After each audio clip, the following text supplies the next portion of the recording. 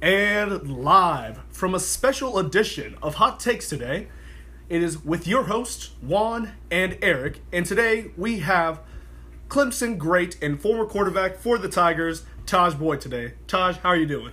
I'm good, you guys. Erich, Juan, thank you guys for having me on the show, man. I'm looking forward to it. Yeah, great. We are very much glad to have you. You are our first interview, and we're hoping that this goes great and this can help us get to where we are hoping to be. First off, I just want to get some questions going on out of the way.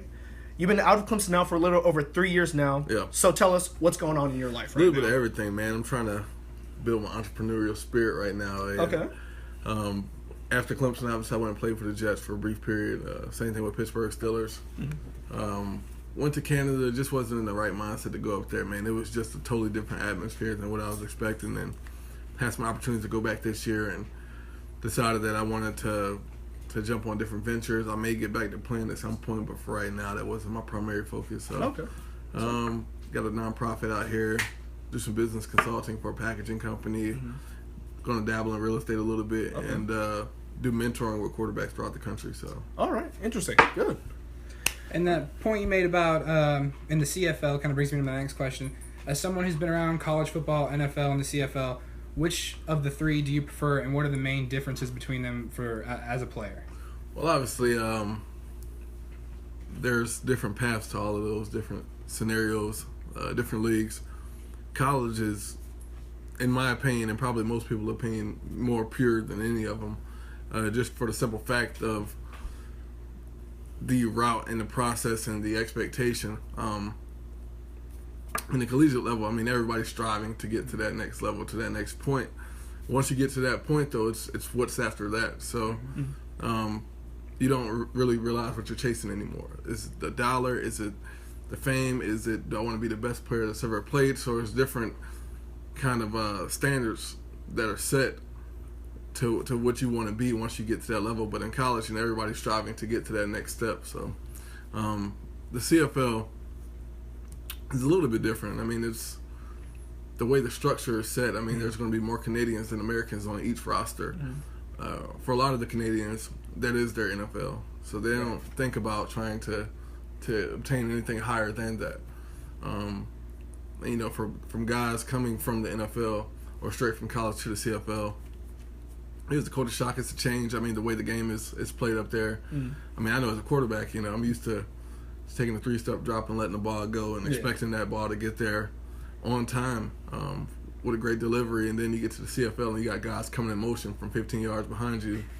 And they get like a grace, I should say, or a head start. They get like a 1-yard grace period. So, just imagine having Jacoby Ford or Sammy Watkins running the fly already at full speed. So you take a 3-step drop and they're already 55 yards down the field. So it's definitely different. Yeah, it works on your arm a little bit more. So. Oh, yeah. All right. Well, you've done work both with Clemson University, coaching staff, and to prepare for the defenses in big game situations like that. Like, opposing quarterbacks. I believe last year you probably simulated what it'd be like to be Jalen Hurts, correct? Yeah, Florida State game. So I was Francois, I was JT Barrett, and I was Jalen Hurts. And all right. That was an interesting experience, because I was coming straight out of meetings, slacks on, blazer, and just out I'm throwing I'm throwing on cleats, and I found myself getting a little bit more fired up than I anticipated because I felt like it was our job as a scout team to make sure that those guys on defense were prepared. So it was fun though, man. I took a little bit more shots than I anticipated. Wilkins almost broke a rib out there on me. And, Ben Bower was out there trash talking, so it was fun though. It was fun stuff. That's good. Well, along with that, you've also been with ESPN a bit in the commentary booth. So I just want to get your opinion. Which do you prefer, and which do you think you would be willing to do more long term, if you had to? Obviously, I think that the broadcasting career has a little bit more longevity to it, and it's cool because now we're in such a digital age where there's different platforms to be able to make that happen. Mm-hmm. From an ESPN standpoint, there hasn't been as much viewership as it has been in the past, just for the simple fact of, they think that it's becoming TMZ and reporting actually not necessarily the news of the game, but news as a whole. And then you look like a Barstool Sports, who I wanted to kind of start this before they did, but whatever, they took Howard Stern, mixed it with sports, and then it became this comedic kind of change and turn on sports. So it was cool in that standpoint. Obviously, it's a different time. I mean, for me, like, I always thought that in order to talk football, talk sports, you had to actually do it. That's not necessarily the case. Same thing with coaching. Like, most of the coaches at the NFL level haven't necessarily ever done it, but they do their due diligence, they do their research, and they find out by all means necessary what it takes to get to that point.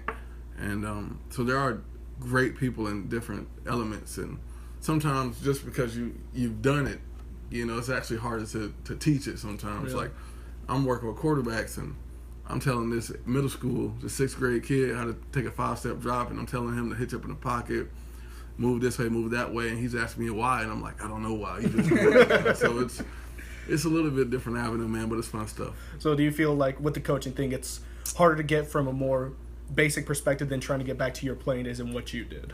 Well, yeah, it makes you think about it a lot more, and actually it almost creates a better player because you have to think about why you're doing what you're doing instead of just doing it. To bring it back down to the pure basics of it. Okay. I know Peyton Manning as well as Tom Brady, during the offseason they go back and they start from the basics, basic 3-step drop, and then it's just repetitions over and over and over, and that's how you become consistent in anything. Really, it's just doing it. So. All right. So I want to go back in time a little bit to New Year's Eve 2012, facing off against LSU in the Chick-fil-A Bowl. Late in the fourth, down by 2, 4th and 16 from deep in your own zone. What was going through your head before that ball snapped, and what did you see before you sent the ball to Nuke Hopkins?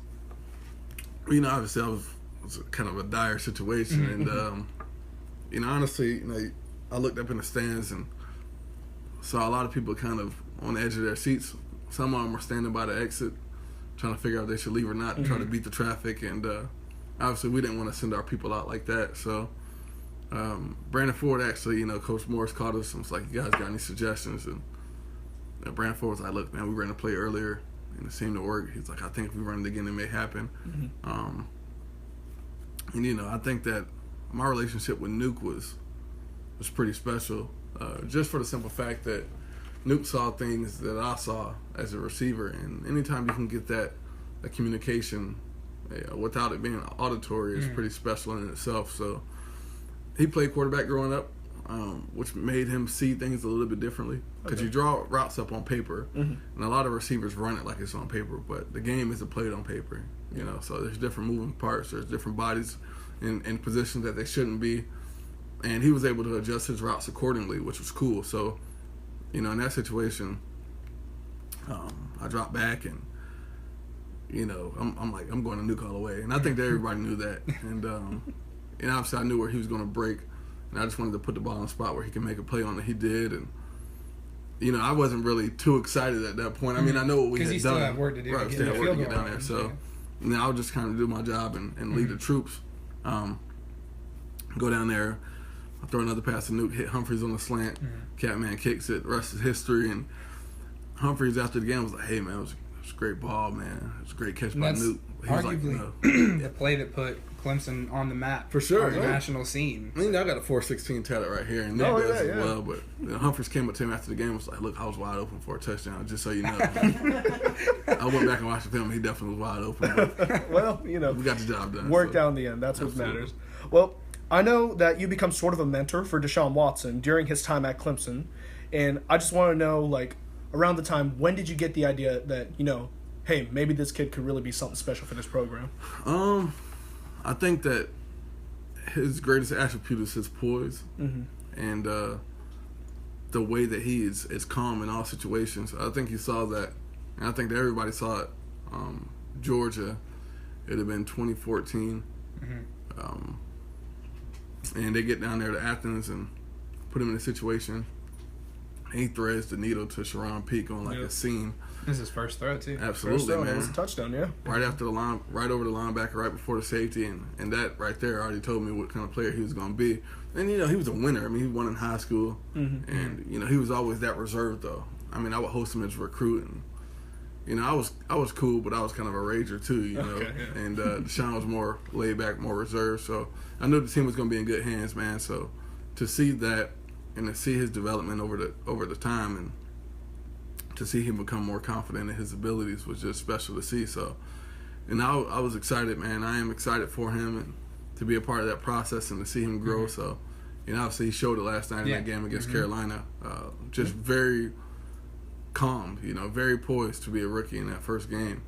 So it's, his upside and his potential is very bright, man. And I can't wait to see him. All right, so 2 more questions here. There's been a lot of debate around college athletes and whether or not they should be paid or compensated in some manner. I wanted to get your opinion on what you think should happen with that whole situation. Well, I mean, it's going to get to the point where these kids are going to get paid, whether people like it or not, just because it is such a thriving industry.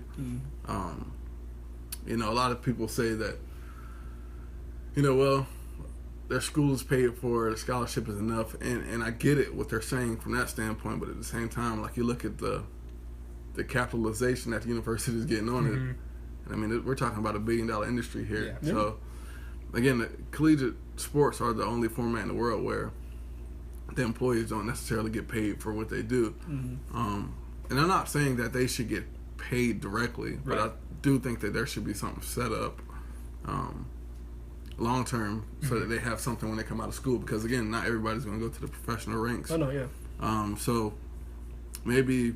you put in, I don't know, $2,500 a year, $5,000 a year, just something to help these guys kind of get jump started in their career. I know for me, one of the biggest things that I wanted to do but I couldn't do was study abroad. It's virtually impossible. You can't do it. Josh Rosen made some comments the other day, and people kind of went up in arms about it. And he was saying that it's hard to do both because they're both like full-time jobs. Right. But that is our job. Our job is to go to school and play sports. At the same time, there are certain things that are taken away from that. Like, I wanted to be a veterinarian, right, when I came to school, AVS major. Couldn't, though, because all the labs for animal and veterinary sciences were in the afternoon. Football practices in the afternoon. So it just is what it is, man. And, you just gotta take what you learn from it and try to relay that back to the business world or world as a whole. But you just want these kids to be more than sports. I know that's kind of where I am, and what I do as far as the mentoring goes is, I want to talk to you about what you're doing here from a football player standpoint, but I want you to understand that you're bigger than that too. Like, you're more than that, because if football is your whole world and that gets chopped from underneath you, what's left? Yeah, exactly. And I think that's the biggest thing that's going on with a lot of these collegiate athletes now. Well, talked a lot about football while we've been here. This one's a bit off topic, but it's very much major in the realm of sports. Mayweather versus McGregor. Who do you got and why? I mean, I think it's a given. I mean, I don't think Floyd Mayweather's ever knocked anybody out, but he's one of the best defensive fighters of all time. Definitely. I think my statistics are probably a little bit off, but I mean, what Pacquiao threw about 400 punches on him. Yeah. Only landed about 40 or 50, and he's been doing it for a long time. So if he can't do it, I'm sure that Conor McGregor won't land as many. But the way I look at it, if he ends up getting Floyd into the corner of the ring, and I think he can knock him out, man. It's potential, you know. You think? If he gets a blow on him, man, I'm sure he can throw some power behind it. Again, if we're in octagon, it'd be a different story. It'd be I real think Mayweather will last around in that. So No. I'm excited though, man. I guess people are looking at it and think it's going to be just a drag out, just a bore, but I think it's going to be a little bit more exciting than that because Conor's going to be more aggressive than people think. So, yeah. Well, just to piggyback off of that as well, this whole situation, do you believe it's more of an entertainment standpoint right now with all the hype up that's going on, or do you think that this is really going to go out to be one of the biggest fights in probably boxing history? I just think it's all for the monetary reasons. I think so. Entertainment purposes is great. I mean, both of those guys are great self-promoters. Boxing as a whole is declining very rapidly. I mean, you would grow up and you would watch Oscar De La Hoya and Vladimir Klitschko and those guys of that nature, but those days are kind of behind us. And you look at, what UFC is, and, they essentially took the Fight Club format from the movie and created it in the real life. And people want to see that, man. It's a blood sport. And I think that's the hard part about football is we're at a time now where we don't really know where that phase is. I mean, will football even be here in 25 years? Yeah. I mean, that question is up for debate. I got parents all the time that ask me, should my kid play sports and should he play football? And I'm like, if I can go back, I wouldn't change anything. But with the new, findings and research and things of that nature, it's starting to draw more questions. So I'm interested to see where it's headed. Okay. So that concludes our interview section. Right now we're just going to talk about what's happening in sports. Eric, if you want to bring up the first topic. So you talked about Josh Rosen and the comments he made. He said, look, football and school don't go together. They just don't. And he even went on to say, raise the SAT requirement at Alabama and see what kind of team they have. Yeah. Which is a really interesting point because I don't necessarily think Rosen was trying to say that Alabama has a dumb team. Right. But he may be saying that the requirements they have there make it easier for players to spend a lot more time on football than studies. So I think the point comes up is, should there be a uniform standard among the universities on what a student athlete should look like when it comes to grades? Because that's a hard subject to breach because you've got schools like Stanford, and then you've got schools like Alabama. And I know Stanford's head coach earlier this summer, when he was asked about why he didn't hold satellite camps in SEC country, he said, what'd be the point of holding the camp in a state where one person's eligible to get into Stanford? Yeah. So it's kind of interesting to look at how you would go about that topic and how you address this issue in discrepancies between student athletes across the country. Yeah. I feel this whole situation, it's blown up a lot, and Josh Rosen has never been someone to shy away from controversy or anything like that. Year in, year out, it seems like during the off season, he likes to get himself in trouble. But what he's saying is something big. I know it's your job as a student athlete to be both student first and then an athlete second, but you see that these universities are making a lot of money off of these players, and the fact is that Alabama, year in, year out, putting in major talent, and sometimes these major talents aren't going to be able to perform in the classroom as well as they do on the field. You have programs like North Carolina who are getting in trouble right now for stuff like that, where they try to benefit these players from the academic standpoint, and it's an NCAA sanction. So it's really a situation now where you want to see, where do we go from here? How do we treat the student athlete label, and should we just drop it? Well, I think that's the hard part because, just knowing people at different universities, there's different standards. Truly at Clemson, it is very much well balanced. It's more for not the actual player, but the student in itself, for their benefit. When you play in that organization, just for the simple fact, football does end, and that's a point that they do make. And Coach Sweeney is very adamant about that. You do the whole mid-year report, progress report in front of the whole team, and it's not a fun thing, when you're sitting there and some of these guys got D's and got F's, and you're like, well, what are you doing? And you get caught out in front of the whole team. And a lot of that is, you can't, after a while, you can't baby these kids, man. They have to be accountable for what they do. They have to be reliable in their actions. And that was one of the things that was some of the things that we were taught at Clemson. It's just creating the whole person. These core characteristics, these morals, these things that won't just help us now, but help us later on in life when we have kids and everything else of that nature. Some in regards to that, there's other universities who their sole job is to produce winning football teams. The model based at Clemson is produce the person, the player will come. That's just a given.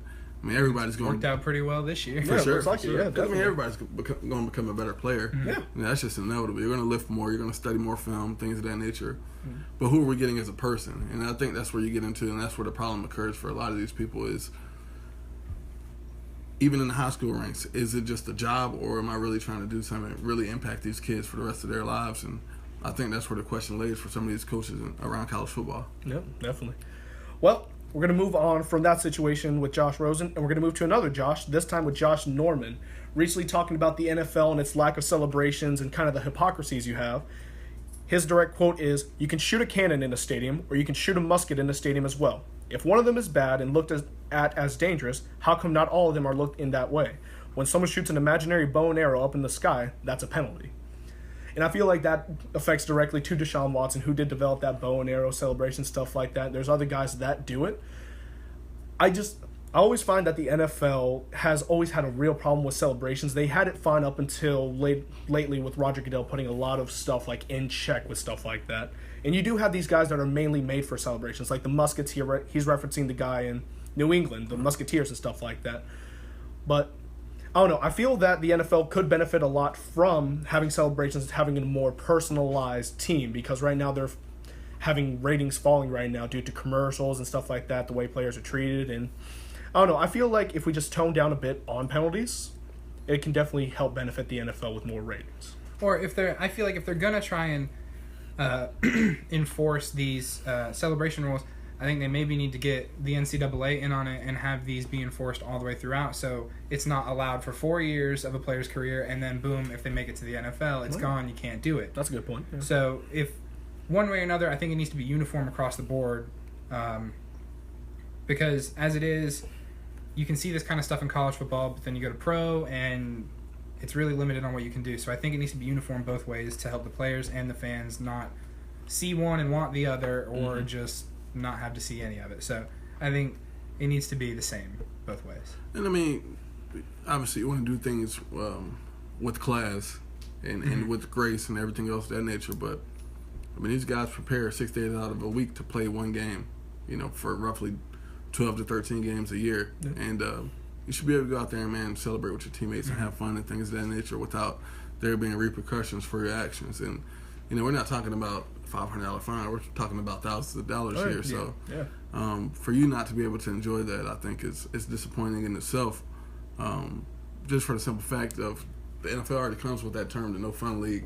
Yeah. And, you look at it from an umbrella standpoint, the way it trickles down, and, is it really in the player's best interest, or is it to protect that shield, that NFL, that brand in itself? So the players make up the league, they make up that logo, they make up the brand, and I think it's in their best interest if they just let those players do what they want to do, because if not, they start to rebel, and then it hurts everybody, so. Yeah. Well, you had earlier this year as well with the Stanley Cup Finals, you had PK Subban with the Nashville Predators talking about, look, I'm out here playing against the best of the best in defense. Yeah. If I'm going to score, I'm going to celebrate.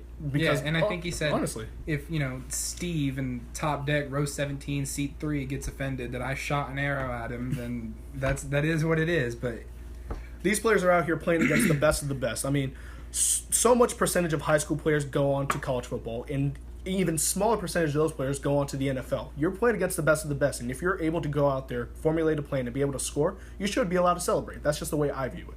Oh, absolutely. So. All right, Eric, you want to bring up the final topic so we can round this out?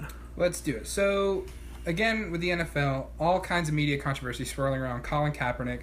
Skip Bayless yesterday went on his show, Undisputed, and said, if the black players would unite and say, we will not play Game 1 this year, I promise you, it would have an impact and would get something done. You've also got J. Cole and Spike Lee now coming out to support getting Cap a job. And the NFL has really been quiet on the whole thing. Oh, yeah. And so I think a lot of people are turning to the league to kind of make a statement on what's going on, why he doesn't have a job yet, and what the reasoning behind that is, and really dig deeper and give everybody some answers, because everybody wants to know what's going on with that situation. Oh, no, yeah. And, I would understand that if Colin Kaepernick was not a talented quarterback. I get that the last year he had one of the worst statistics, which was he had 5 pass attempts. All of them were incompletions, and he also had, 5 fumbles or something like that. But he has had good moments. He took that 49ers team when Alex Smith got injured. That wasn't defensive-minded. He took that team, was able to use his legs, use his arm, and take them all the way to almost a Super Bowl victory. Right. This is a situation where I feel just the fact that he put himself in that limelight. He used the platform that he had to get his voice out there. And it was controversial in a time where America right now is kind of divided on a lot of issues, and this being a major one, the fact that now he's getting punished more by GMs than it is for his ideas than it is his talent. And I do find that not annoying. I find it very shameful, honestly. It's just, I get that out there you're going to have people that aren't going to agree with it, and a lot of times you'll see sports fans, and some of them will be narrow-minded. But even then, as a GM, you have to see, put your team first, get the message out there second. That's the way I want to view it. Especially when you look at the Dolphins picking up Jay Cutler and Ryan Tannehill's injury, and you see the quotes that Jay Cutler's making, it doesn't sound like he's got the work ethic. Mm-hmm. I mean, I think yesterday or a couple days ago he said something about, I play quarterback because I don't have the cardiovascular endurance or something like that. So you got to wonder what's going on behind the scenes there. Oh, no, yeah. It's rough. I obviously, you would love for the NFL to make a statement about what's really going on in between the lines up there. But, it's all interconnected with the president, the GMs, with Roger Goodell, and obviously there's something more than what people are just hearing through the tips. So, Skip made a valid point about that. I just don't think that will happen. It's very hard to get that done. Yeah. Absolutely, because these, as much as you want it to be unified and uniform and things of that nature, these guys have to look out for their best interests as well. So, if one says it and does it and he gets blackballed or things of that nature, like there's going to be some issues at hand. But Richard Sherman is obviously the biggest activist in the NFL, and it's just, if you really want to make a statement, there has to be more like that. Even talking contracts. The NFL is the only professional sports system that doesn't have a fully guaranteed contract, and baseball does, and basketball does, and other sports do, but that's all because there's been that one player that said, I won't play unless my contract is fully guaranteed. Right. But it can't just be any player. It has to be that guy, So if Tom Brady was to make a comment as opposed to such and such over here, it's going to weigh differently in terms of who's saying it and who's speaking. So in order for it to change from a player's perspective, there's going to have to be a keynote guy to get up and says, look, I'm willing to put my paycheck on this unless we really figure out what the whole deal is here. So. And it makes it hard to even do that when you've got owners like Jerry Jones saying if one of the players for the Cowboys is kneeling during the anthem that they're going to be off the team. Right. Yeah. So it's a matter of the right place and the right time for that, and it shouldn't be as hard to find as it is. Oh, no, yeah. Well, final thoughts now. I want to say first off, Tajh, thank you for joining us. Yeah. It's really been an honor to have you here talking with us on sports and just to be able to get your mind out there. We really appreciate it. Juan and Erich, I appreciate you guys. So. Yeah. And last note, want to send thoughts and prayers out to Eddie Olczyk, Blackhawks analyst and NBC commentator. Diagnosed with a form of colon cancer, will be undergoing treatment and hopes to return to the broadcast booth soon. All right. Hopes and prayers out to his family. Hope everything turns out all right. He'll be back to the broadcast soon, back to the Stanley Cup Finals hopefully next year. All right, guys. Thank you for listening to the 22nd episode of Hot Takes. Hope you enjoyed. We will see you next time.